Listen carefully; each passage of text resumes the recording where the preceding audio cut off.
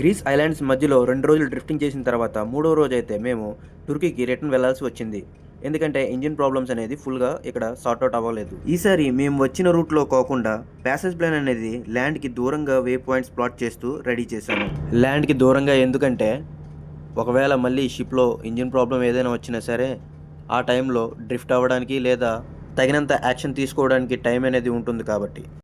మేమైతే 3 డేస్ అయితే డ్రిఫ్టింగ్ చేసామన్నమాట షిప్లో ఇంజిన్ ప్రాబ్లం బట్టి. సో ఇంజిన్ ప్రాబ్లం అక్కడ క్లియర్ అవ్వకపోవడంతో మళ్ళీ మేము రిటర్న్ బ్యాక్ టు టర్కీ వచ్చాం, అలిగా యాంకరేజ్కి. సో కనిపిస్తుంది కదా యాంకరేజ్ ఇది.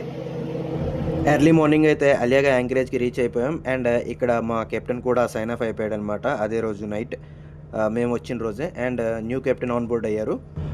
కెప్టెనే కాకుండా కంపెనీ సూపరింటెండెంట్ అండ్ కొంతమంది టెక్నీషియన్స్ కూడా ఆన్ బోర్డ్ అయ్యారు. ఎందుకంటే ఇంజిన్ ప్రాబ్లం ఉంది, దాన్ని క్లియర్ చేయడానికి. అండ్ షిప్ క్రూ కూడా వాళ్ళతో కలిసి ఫుల్గా కంప్లీట్గా వర్క్ చేయడం జరిగింది. కంటిన్యూస్గా 3 డేస్ వాళ్ళకైతే రెస్ట్ అయితే లేదు. చాలా హార్డ్ వర్క్ చేశారు ఇంజిన్ క్రూ అయితే.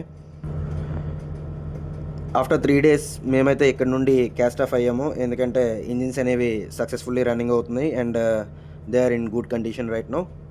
ఎందుకంటే మా నెక్స్ట్ డెస్టినేషన్ అనేది పోర్చుగల్ కనుక సెయిలింగ్ అనేది 2 వీక్స్ పడుతుంది. అందుకే ముందుగానే ఈ ఇంజిన్స్ ప్రాబ్లమ్ అనేది సార్ట్అవుట్ చేసుకున్నాము. ప్రజెంట్ మేమైతే టర్కీలోని అలియాగా యాంకరేజ్ నుంచి క్యాస్ట్ ఆఫ్ అయిపోయాము.